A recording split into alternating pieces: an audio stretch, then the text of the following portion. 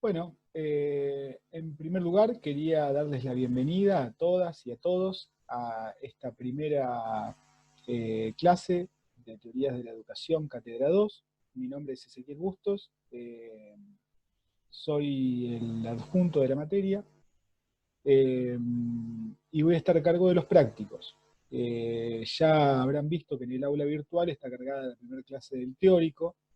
eh, para Ustedes se van a dar cuenta que la dinámica de funcionamiento que vamos a tener es que en el teórico las clases van a ser escritas en general, puede ser que en algún momento haya alguna clase grabada, pero fundamentalmente en la generalidad las clases van a ser escritas con algún material de cátedra específica sobre cada uno de los temas.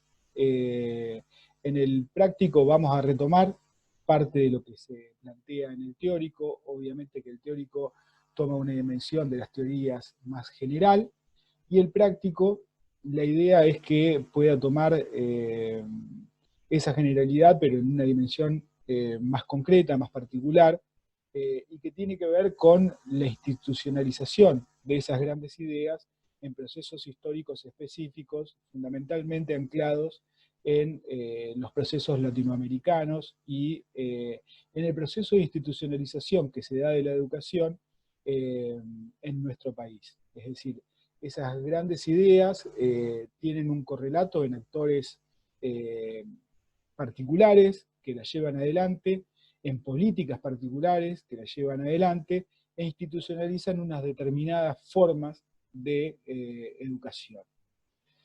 Eh, una primera reflexión que hacemos tiene que ver precisamente con el momento que estamos viviendo, lo cual de alguna manera nos limita o nos cambia el eje de lo que podría ser una intervención pedagógica tradicional, tal como la conocemos, y nos plantea un desafío como es, bueno, este mismo que estamos teniendo en este momento, que es una clase grabada, lo cual conlleva muchas dificultades, por lo menos en términos personales, como plantel docente. eh, Nosotros estamos acostumbrados a poner el cuerpo, a estar en el cara a cara, lo cual no es menor, porque justamente parte de la relación pedagógica tiene que ver con el reconocimiento, ¿no? Esto lo vamos a trabajar más adelante.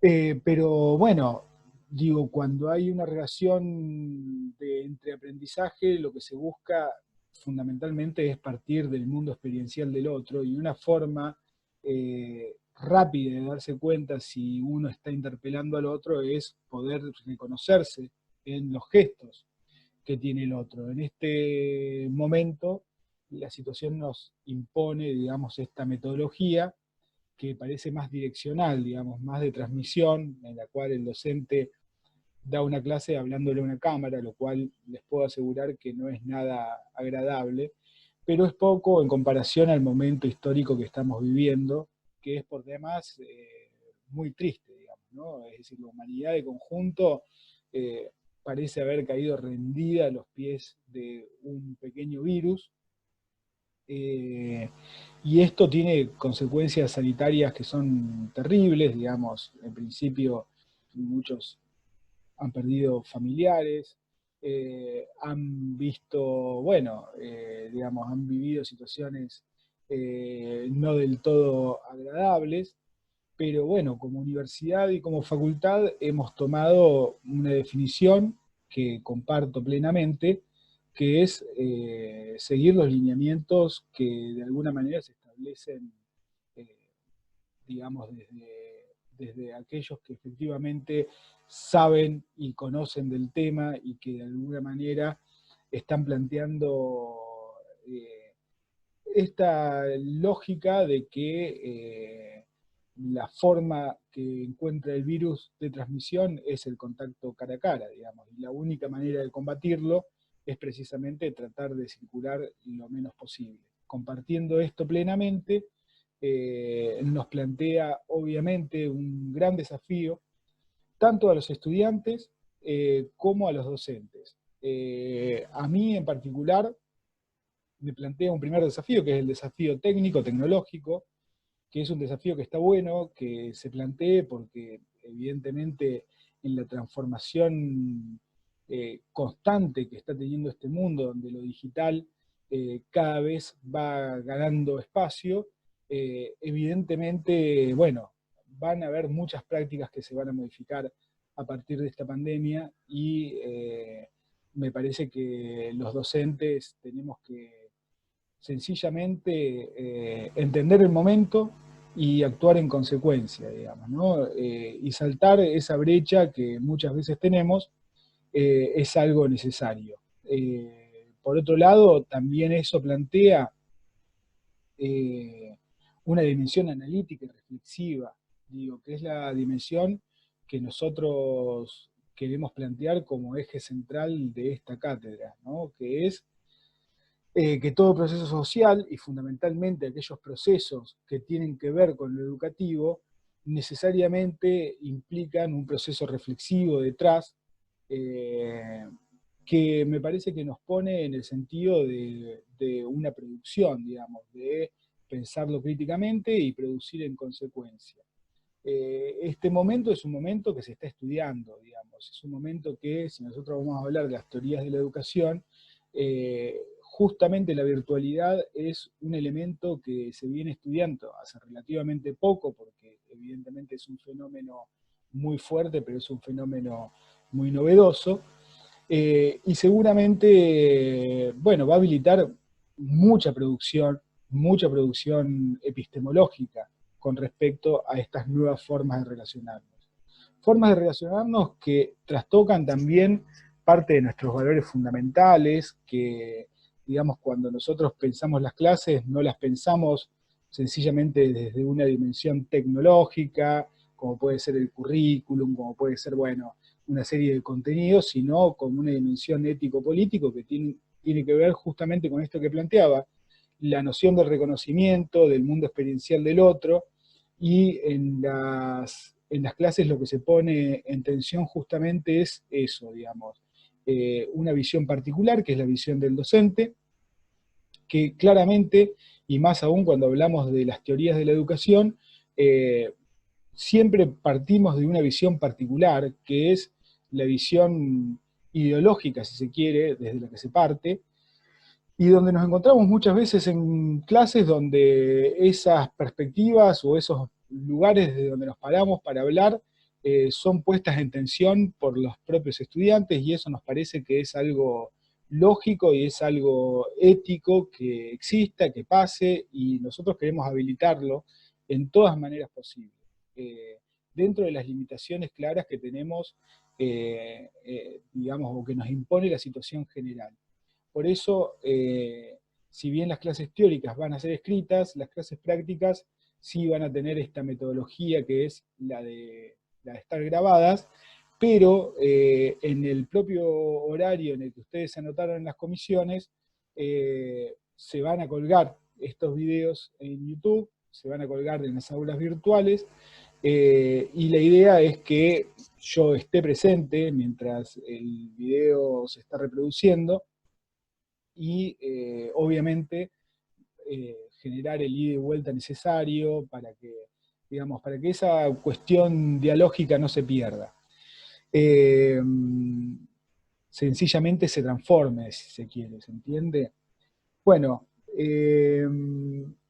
como decía, el teórico va a tomar una dimensión más general y el práctico va a tratar de situarla en procesos históricos concretos. Siempre vamos a partir un poco de los textos o del análisis del teórico para llegar a la clase práctica, a la dimensión institucional. En principio, la clase teórica va a hablar más de los procesos universales, y las clases prácticas se van a centrar más en la tradición latinoamericana. Una cuestión que no es menor, porque nosotros sabemos que muchas veces lo que aparece en los libros, como discusiones meramente teóricas en Europa, en Latinoamérica se hace carne en procesos de tensiones sociales muy grandes, que generan muchas contradicciones y que evidentemente, digamos, tienen su particularidad en torno a una matriz cultural que es distinta, digamos, ¿no? Ahí se mete la cuestión de la matriz, que no es menor, y que de alguna manera define nuestra propia identidad y la forma en la que muchos pensamientos abstractos se concretizan en procesos sociales muy complejos y, digamos, muy tensionantes. No es menor que estemos hablando de procesos tensos, de procesos, digamos, que nunca se cierran sobre sí mismos, donde hay acuerdos generales, porque precisamente esa es la dinámica que tienen los campos del saber, y el campo de la pedagogía no escapa a eso. Como primer parte de la clase vamos a trabajar fundamentalmente en la cuestión del campo pedagógico, en la constitución del campo pedagógico, en las complejidades que hay en la constitución de un propio campo, y en una segunda parte de la clase, bueno, vamos a hacer una especie de esquema general para la materia, porque entendemos que muchas de las teorías que vamos a trabajar en estas clases eh, aparecen muy desordenadas muchas veces, o por lo menos así lo perciben los estudiantes, que se pierden en las propias dinámicas de las discusiones, y es muy difícil historizarlas. Necesariamente para hacer algo esquemático tenemos que ser mínimamente arbitrarios y meter en determinadas perspectivas teóricas tradiciones que no son necesariamente similares, si se quiere. Pero bueno, toda clasificación tiene una violencia teórica necesaria para simplificar y para poder hacerla más entendible, si se quiere. Como primer elemento vamos a empezar a trabajar con la noción de el campo pedagógico. ¿Qué es el campo pedagógico? Bueno, hay una primera definición que toma un texto que está dentro de... ustedes van a ver que nosotros les compartimos un drive donde están los textos fundamentales de la cátedra. Hay un cronograma de clases, que ese cronograma no necesariamente se va a sostener tal cual está ahí, digamos que todavía hay algunos textos que seguramente van a ir cambiando, así que si quieren anticiparse, seguramente por ahí estén leyendo algo que no entre dentro de la bibliografía obligatoria, pero en cada una de las carpetas está cada una de las clases, y cada una de las clases tiene una amplísima gama de textos. No es para que ustedes lean obligatoriamente todos, es decir, que en el cronograma de clases va a aparecer cuál es el texto obligatorio clase por clase, pero la idea es que en el práctico, y tanto en el práctico como en el teórico, cuando estemos introduciendo los temas, podamos ir yendo a distintos textos y cada uno de esos textos tenga un soporte, ¿sí? Entonces, cuando dé la definición de la pedagogía, si se quiere, bueno, voy a tomar una noción que es la de Pablo Pinó, un texto que está dentro de la carpeta de la clase 1, así que si alguien quiere, más allá de que no sea el texto obligatorio, si alguien quiere ampliar la bibliografía, está invitado a entrar, a verla. Pero bueno, Pinó dice que la pedagogía es un conjunto de saberes no necesariamente coherentes, ni cerrados, ni completos, que se organizan disciplinariamente para referirse a lo educativo en su acepción moderna, ¿no? Y la idea de esta clase es trabajar un poco en ir desglosando, si se quiere, esa definición. En principio, que es un conjunto de saberes que no necesariamente son coherentes ni cerrados. ¿Qué quiere decir esto? Bueno, partimos de una definición del campo pedagógico como un campo del saber como tantos otros. Y sabemos que cuando hablamos de campo, estamos refiriéndonos fundamentalmente a Bourdieu, ¿no? Y su teoría de campos. Cada uno de los campos tiene unas determinadas reglas de juego, y esas reglas de juego están en constante discusión, digamos. No hay algo cerrado que delimite ese campo, porque ese campo está en juego, digamos. Está en juego, y está en juego en la dinámica social, en la dinámica cultural, y los actores que juegan ese juego están planteando las distintas miradas teóricas, no porque se les ocurre, no porque les gusta teorizar en abstracto, sino porque tienen un proyecto político, un proyecto, cada una de las ideas conlleva una determinada cosmovisión del mundo, una determinada forma de ver el mundo que va mucho más allá de lo educativo, ¿sí? Entonces, y más aún en lo educativo, uno puede pensar que no hay un proyecto político de país, no hay un proyecto de mundo, sin pensar al sujeto que lo encarna, ¿no? Y muchas veces, cuando pensamos en el sujeto que encarna estos ideales, estamos pensando en cómo transmitir los ideales, qué tipo de ideales queremos que ese sujeto tenga para sí mismo, digamos, para constituir el mundo que nosotros estamos pensando. Y es ahí donde ya en la ilustración, cuando se piensa el proyecto moderno, si se quiere, el proyecto capitalista, no hay un teórico que pueda teorizar sin pensar justamente en el proyecto educativo que va a encarnar ese tipo de sujeto que está pensando. Es por eso que, volviendo a la definición de Pinot, cuando pensemos en un determinado texto, en un determinado autor, en una determinada epistemología, en una determinada idea, lo vamos a pensar situadamente en términos históricos. Vamos a tratar de pensar cuál es el contexto de producción de esas ideas, cuáles eran las otras ideas circulantes que estaban en contradicción con estas otras, y lo que podemos entender ahí es que ninguna idea muere definitivamente, ¿sí? Y esto me parece que es interesante para tenerlo en cuenta. Nos vamos a encontrar que hay teorías que parecen absolutamente superadas y sin embargo tienen una actualidad estruendosa. Lo vamos a ver, por ejemplo, en las teorías tradicionales, que tienen su correlato en la gran mayoría de los discursos que existen sobre la educación.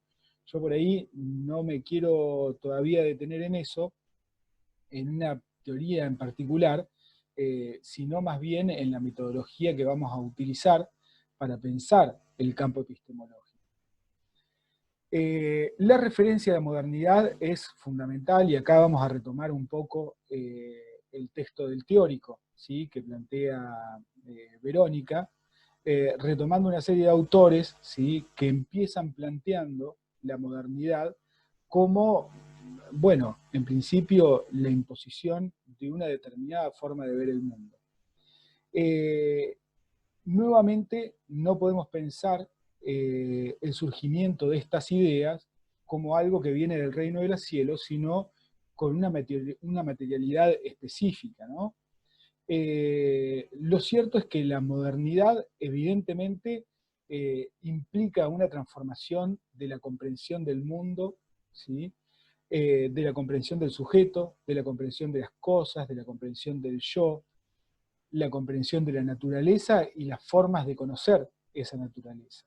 En principio podemos decir que la modernidad implica una desacralización del mundo.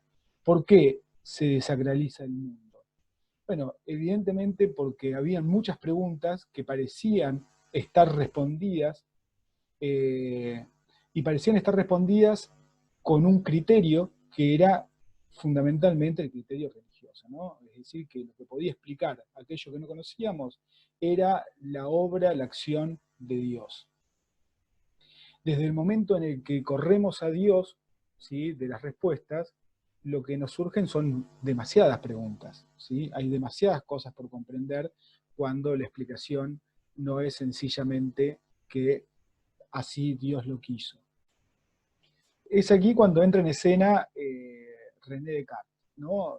René Descartes, para que ustedes entiendan cuál es la importancia que tiene en la constitución de la nueva idea de mundo que es la idea moderna, José Pablo Feynman lo va a poner en los términos de que si Colón descubrió América, Descartes descubrió al hombre moderno. ¿Qué quiere decir poner en relación a Colón y el descubrimiento de América con Descartes y el hombre moderno? Bueno, en principio le da una idea de materialidad, porque cuando Descartes dice pienso, luego existo, ¿sí? Es decir, la existencia está precedida por el pensamiento, por la razón, ¿sí? Este que piensa y que razona es un sujeto histórico. Ese sujeto histórico es el burgués, ¿no? Es la burguesía, es el capitalismo. El capitalismo encuentra una nueva explicación del mundo, que no es la de Dios, ¿sí? Y que pone al hombre en el centro de la escena a través de su raciocinio, ¿sí? A través de la razón, el hombre entiende la naturaleza y la transforma para sí, se la apropia. De la misma manera que Europa se va a apropiar de América. Por eso, el hecho de plantear un correlato entre el descubrimiento de América y Colón y Descartes no va a ser menor, ¿sí? Le da una materialidad a las propias ideas de Descartes. La razón va a tener la centralidad de lo que va a ser el diseño civilizatorio, es decir, ¿quiénes son los racionales? Los que poseen esa razón precisamente son aquellos que se encuentran dentro del lado de la civilización, ¿no? Ese es el argumento con el que Europa va a dominar los distintos procesos culturales de otras partes del mundo, ¿no? Y se va a constituir como centralidad del proceso civilizatorio que va a seguir adelante. Esto es, sin ir más lejos, el proyecto iluminista. Para Hegel, retomando esta idea de la razón como centro de todas las cosas, ¿sí? De la nueva forma de comprensión del mundo, va a pensar que en una idea muy interesante, que es que todo lo racional es real y que por ende todo lo real es racional. ¿Por qué es interesante esta idea? Bueno, fundamentalmente porque da cuenta de la importancia que tiene el pensamiento. Es decir, para Hegel todo aquello que yo pienso, de alguna manera, es racional, ¿sí? Por ende, tiene un viso de realidad. Ahora, por estar en mi pensamiento, ese pensamiento es realidad en potencia. Es decir, que todo lo que existe, existe porque el hombre en algún momento lo pensó. Y por ende, todo aquello que el hombre piensa está destinado de alguna manera, en algún momento y a través de distintas luchas sociales, en constituirse como lo real. El pensamiento hegeliano es un pensamiento claramente moderno y es un pensamiento que de alguna manera le da forma a la modernidad, en tanto y en cuanto le da un propósito a esta modernidad. La modernidad tiene una finalidad. El hombre va hacia algún destino dentro de la modernidad. ¿Cuál es el destino? Bueno, el destino es la libertad, el destino es la igualdad. El destino parece ser entonces que tiene el hombre en su accionar, tiene un lugar hacia donde ir. ¿Entiende? Eso es ni más ni menos que la objetivización de la historia. La historia tiene un sentido, la historia va hacia algún lugar. Esto se expresa claramente en la dialéctica hegeliana, ¿no? Es decir, que uno va de una idea más simple a una idea más compleja. Eso se da en una dialéctica de lucha. Cuando se contraponen dos ideas, lo que surge como correlato es una idea más compleja. Es una idea más elaborada, es decir, que vamos de menos a más, vamos hacia un mundo más justo, vamos hacia un mundo donde la humanidad se va a realizar a sí misma a través de la razón y del pensamiento. Lamentablemente esto está lejos de pasar, ¿sí? Y por eso también el discurso de la modernidad entra en eclosión, sencillamente cuando la realidad termina negando, ¿no?, esas grandes ideas abstractas que habían tenido los hombres del iluminismo. Este gran relato de la modernidad, este gran relato del siglo de las luces, entra en contradicción en la propia realidad de los actores sociales concretos que viven en una realidad concreta y que expresan que lejos de ir hacia una situación ideal de mayor libertad, lo que empieza a pasar es que, bueno, los sujetos de carne y hueso viven en unas condiciones muy penosas en la sociedad post-revolución industrial, con jornadas de trabajo excesivamente fuertes, digamos, donde trabajan los chicos, donde las familias viven en condiciones de una pauperidad terrible, y esto habilita, bueno, las visiones críticas que hay sobre hacia dónde está yendo este proceso, ¿no? La primera que podemos ver en el siglo XIX es el surgimiento del marxismo, ¿no? Marx hace una crítica muy sagaz a lo que es esta sociedad capitalista, en la que, digamos que hay un sector social que de alguna manera se parasita del trabajo de la gran mayoría de la sociedad y se apropia de su trabajo, ¿sí?, para vivir en unas condiciones, digamos, mejores que las de las que efectivamente están generando la riqueza, ¿no? Esta es una gran primer crítica a la sociedad capitalista y que plantea también otro horizonte de salida, ¿no?, que es justamente que los trabajadores, que son aquellos que ponen a rodar la producción, se hagan cargo de la producción y que, digamos, rompan las cadenas de la explotación del hombre por el hombre. Y finalmente, ahí para el marxismo, también hay un proyecto y hay una idea de direccionalidad, ¿no?, que vamos de una sociedad con explotadores a una sociedad sin explotación del hombre por el hombre, ¿no?, como una cuestión ideal. Bueno, muchas críticas que han habido sobre lo que en inicio había sido esos grandes pensamientos del siglo de las luces. Podemos, ya entrando en el siglo XX, y más particularmente en los años 20, el surgimiento de la Escuela de Frankfurt, ¿no?, que va a ser una crítica muy fuerte sobre la racionalidad moderna,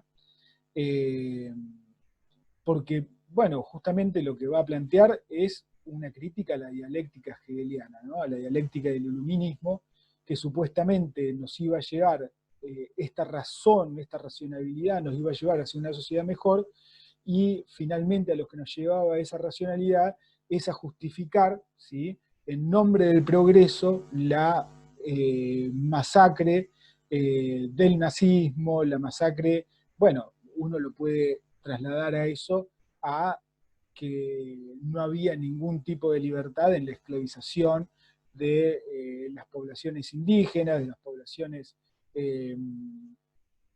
africanas.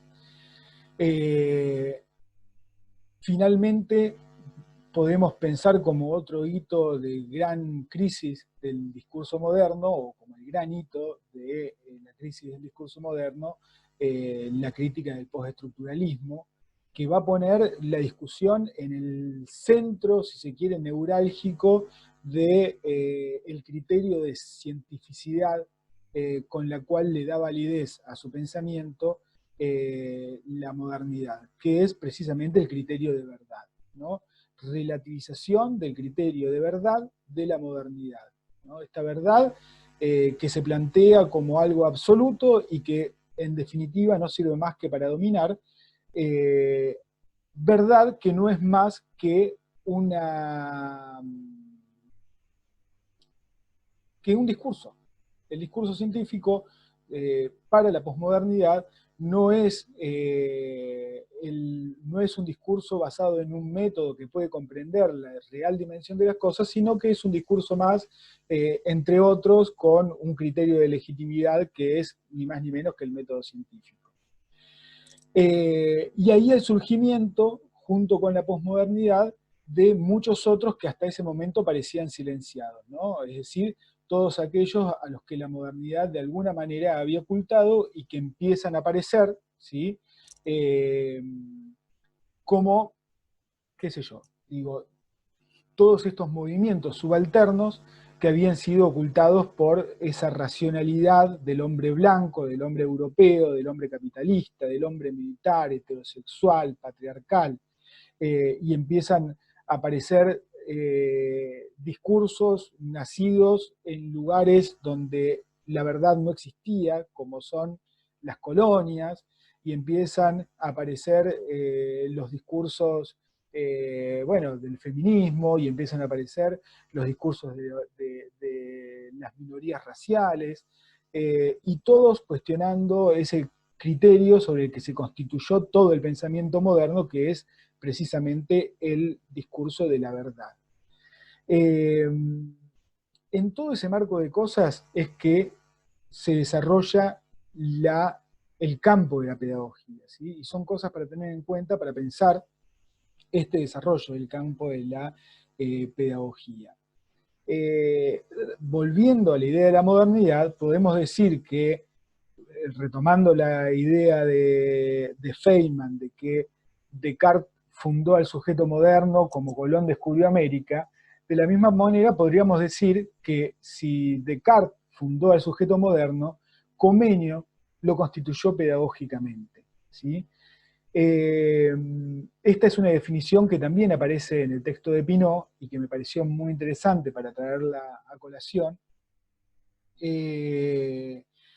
principalmente porque más allá de que nosotros decíamos que todo proyecto de sociedad, toda cosmovisión del mundo plantea un determinado sujeto que le encarne y está preocupada por cómo, digamos, constituir a ese sujeto, podríamos pensar que la educación no necesariamente se tenía que constituir de la forma que se constituyó. ¿Cómo la pensaba Comenio a la educación y que de alguna manera iba a romper con las prácticas de transmisión del conocimiento hasta ese momento? Bueno, fundamentalmente un principio básico es que la educación es para todos, ¿sí? Para Comenio la educación es el arte de enseñar todo a todos. Y esto me parece que es revolucionario en términos de que no se puede pensar la modernidad si no es a partir de una idea universal, ¿sí? Eh, Cuando Descartes piensa que primero piensa y luego existe, no se piensa, es decir, pienso, luego existo, pienso, luego domino, y por fuera de esa dominación no puede existir absolutamente nada, ¿no?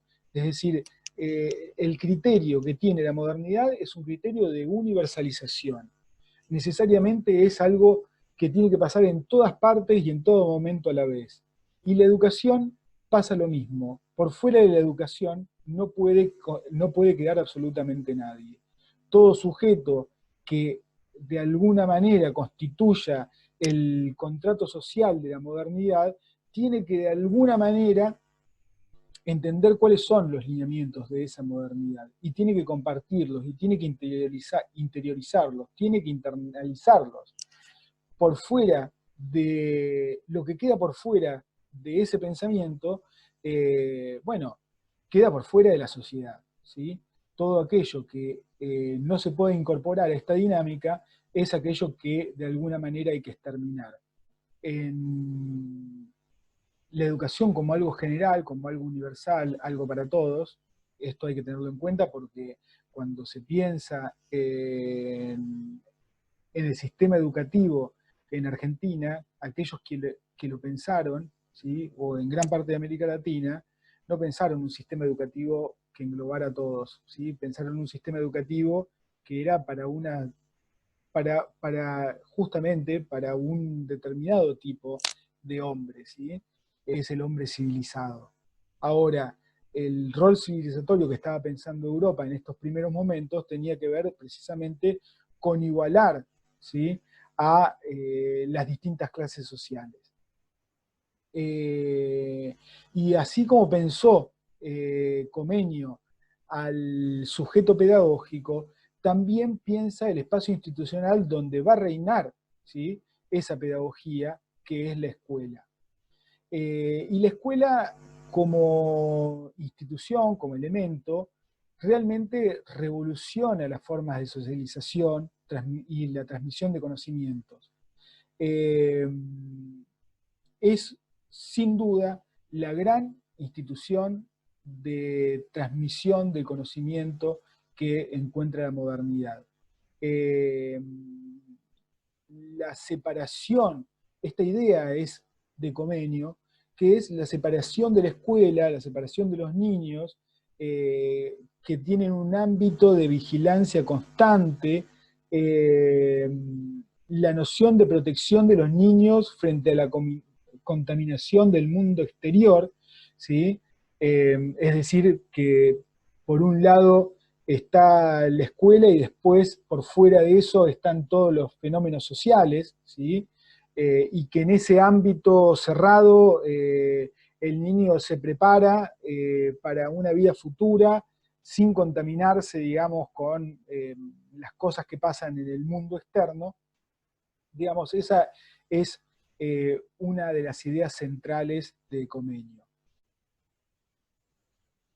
Estas ideas de Comenio van a ser como el valor fundamental sobre el que se va a sentar gran parte del pensamiento de la Ilustración.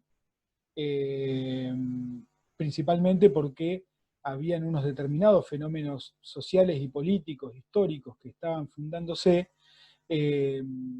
para los cuales el pensamiento de Comenio efectivamente era muy operativo. En principio, la Revolución Francesa y la lucha por demandas republicanas, que, digamos, intentaba asegurar los derechos y libertades de este ciudadano y su constitución política como un actor social, ¿no?, corriendo de plano a la monarquía y consolidando movimientos políticos, sociales, en los que claramente la educación tenía un lugar fundamental, es decir, había que de alguna manera educar al ciudadano.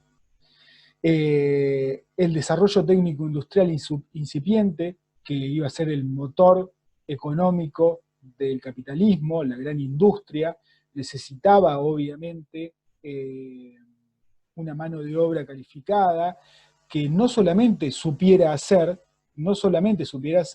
sino que constituyera en su ética la noción de que el trabajo, digamos, era un elemento central en la formación del individuo, ¿no? Es decir, que nadie se somete a la industria, o la idea de la modernidad es que el sometimiento a la industria sea algo del carácter del autoconvencimiento, digamos, del conjunto de la sociedad, ¿no? Entonces, por un lado hay una cuestión que es meramente técnica, de que el hombre aprendiera las tareas que eran necesarias para desarrollar la industria, y por otro lado, la comprensión de que había un deber ético en el propio trabajo, digamos, ¿no? Y por otro lado, la secularización que necesitaba el propio desarrollo del capitalismo, es decir, correr a la iglesia de plano y poner en el centro de la escena el sujeto de la Ilustración, que es exactamente el hombre, digamos, ¿no? Que el hombre se conciba a sí mismo como un sujeto capaz de la autodeterminación racional, ¿sí? Y esa es la constitución del individuo, digamos, ¿no? El individuo capitalista es aquel que ya no necesita a la religión para pensar, sino que puede pensar por sí mismo. ¿Y cómo piensa por sí mismo? Bueno, esto es parte de lo que plantea el propio Kant, digamos, ¿no? La ilustración, dice Kant, es la salida del hombre de la minoría de edad, la minoría de edad es la propia incapacidad del sujeto de hacer uso de su juicio propio, ¿sí? Ahora, contradictoriamente a esto, el sujeto, el individuo capitalista, logra esa racionalidad, esa capacidad de autodeterminación, esa libertad de pensamiento y acción a través de un proceso que no proviene del mismo, sino que proviene de una exterioridad, ¿sí? De un otro que tiene justamente el rol pedagógico de darle las herramientas para que pueda autogobernarse, ¿sí? Constituirse, esto quiere decir constituirse en individuo, pensar por sí mismo. Pero fundamentalmente esta idea de autogobierno, de conformación del individuo moderno, eh, lo que hace es justamente poner en discusión ese individuo gobernado por el saber religioso, digamos, ¿no? Y va a ser el elemento fundante sobre el que se va a constituir, bueno, las teorías liberales educativas que vamos a empezar a trabajar con el texto de Adriano Puigros en la clase que viene. El texto que vamos a trabajar es el de ¿Qué pasó en la educación argentina?, ¿sí? de Adriana Puigros, donde se va a poner en tensión, digamos, el pensamiento liberal constituyente del sistema educativo argentino con otros muchos pensamientos sobre cuál iba a ser la dinámica de la construcción política de nuestro país, que estaba en tensión con este pensamiento liberal de la generación del 37. Me parece que es un texto muy interesante porque si bien claramente desarrolla las perspectivas del pensamiento alberdiano, del pensamiento sarmientino, los pone en tensión con otras muchas ideas que estaban circulando en ese momento y que tenían una comprensión de la lógica del sistema educativo por un lado, pero fundamentalmente del proyecto de país por otro, bastante distintas, ¿no? Vamos a partir obviamente de la dimensión más general de lo que es la perspectiva educacional tradicional, para lo cual hemos actualizado un poco las ideas fundantes del campo pedagógico en sus teorías más clásicas, ¿no? Y fundamentalmente a partir de la aparición del positivismo, que tuvo un lugar, como vamos a ver en la clase que viene, central, ¿sí?